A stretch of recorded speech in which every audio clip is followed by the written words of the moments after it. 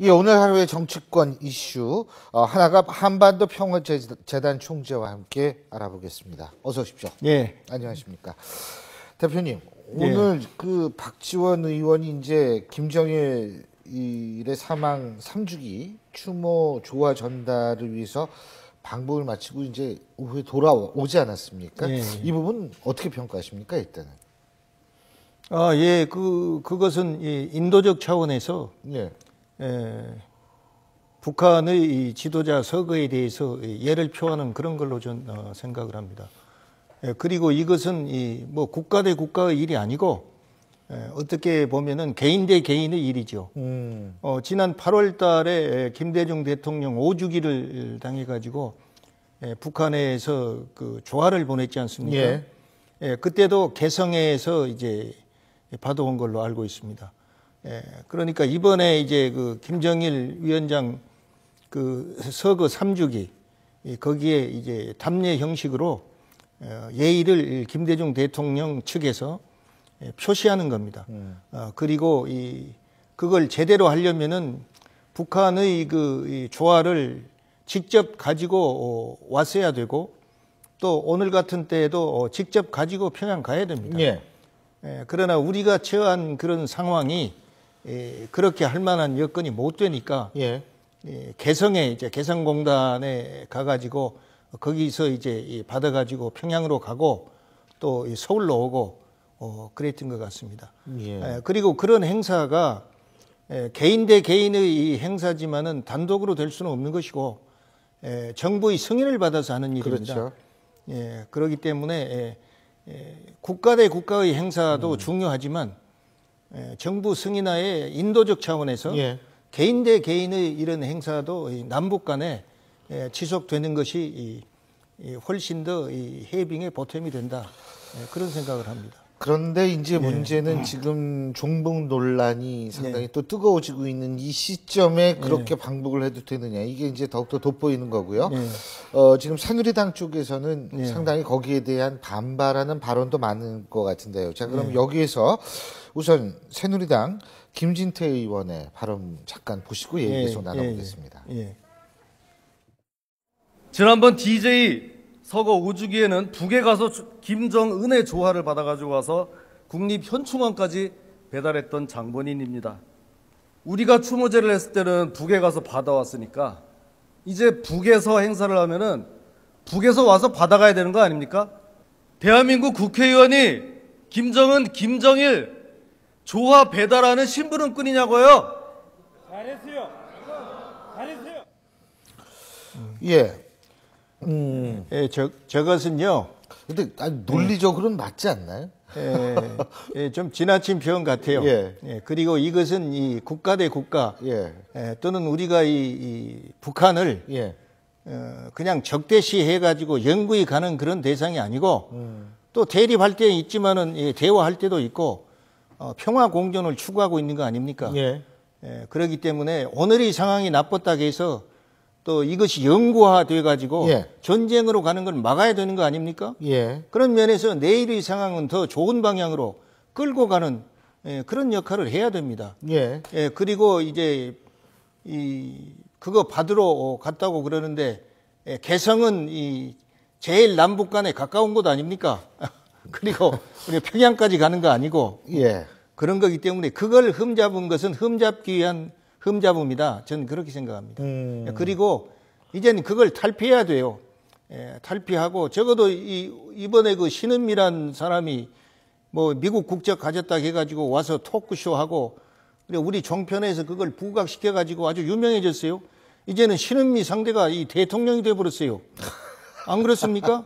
그래 저는 그런 사람들은 북에서요 철저히 이 교육을 받아가지고 이것도 아니고 저것도 아닌 것처럼 해가지고 시료를 거두는 그러한 그 활용 가치가 있는 사람으로 생각하고 있습니다. 오히려 그런데 우리가 신경을 쓰고 대비책을 강구하는 것이 낫지. 아니 동료 국회의원이 평양에 예를 들면 갔다 왔다 해가지고 정부 승인받고 가는 건데 갔다 오면 또 이 정부에 보고해야 돼요. 이렇게 하는 건데 그것을 그렇게 그 매도하고 하는 것은 앞으로 절대로 그런 북한하고는 상대 안 해야 되고 대화도 안 해야 되고 영원히 전쟁 좀비만 하고 살아갈 겁니까?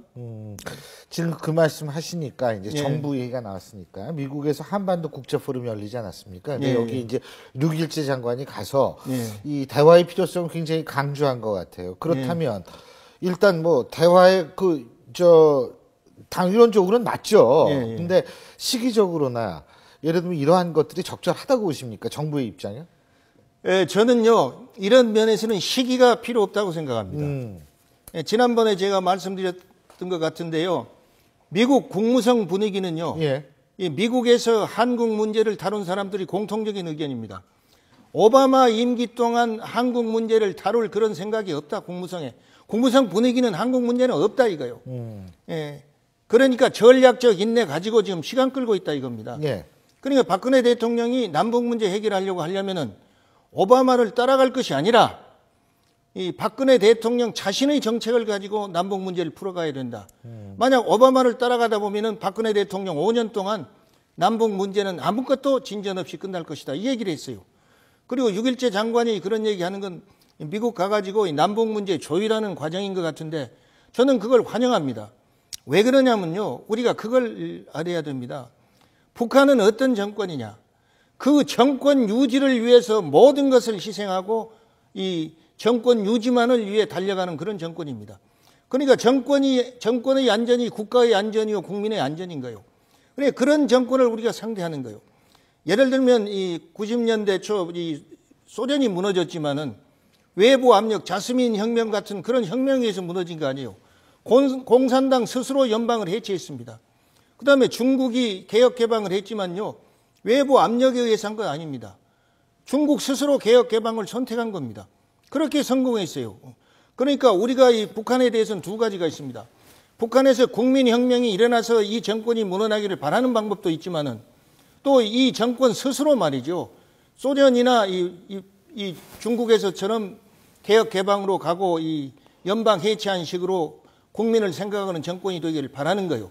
그러나 안타깝게도 지금 북한의 입장은 국민이 없는 것이고 이 자기 왕조만이 있는 것입니다. 그게 차이가 크죠. 그렇다고 우리가 국민을 선동해서 왕조를 무너뜨릴 만한 그런 힘도 없잖아요. 그리고 북한은 지구 정권이 안정됐을 때 대화를 하고 나섰어요. 그리고 정권이 불안하면은 무슨 구실을 삼든지 간에 우리하고 적대 관계를 가졌습니다. 그리고 우리가 2005년도 육자회담에서 9.19 합의 봤잖아요. 그것이 뭡니까? 북한은 핵을 포기하고 그 대신 미국은 이 북한하고 수교하고 그다음에 북한의 이 안정과 경제 발전을 위해서 힘을 보탠다 이거 아닙니까?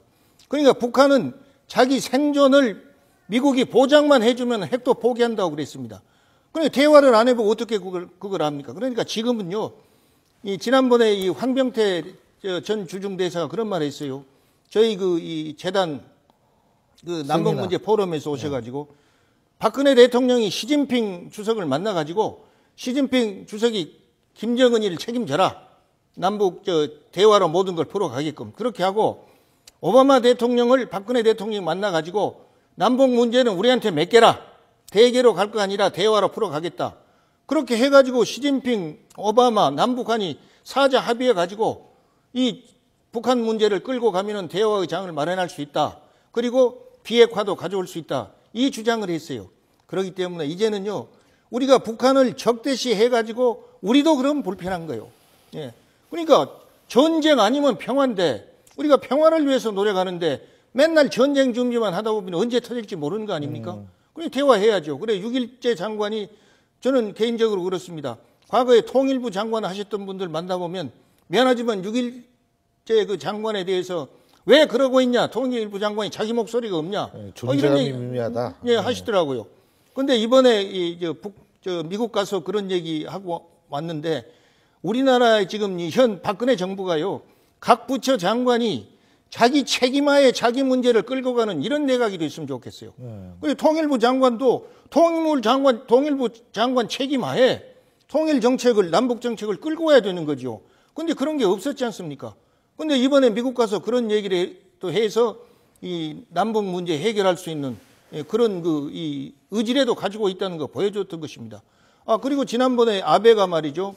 평양하고 다시 그 납치자 문제 얘기할 때 이 중앙일보 김영희 대기자가 그 글 썼잖아요. 어쨌든 이 북한하고 접촉하는 건 잘한 일이다 이거요.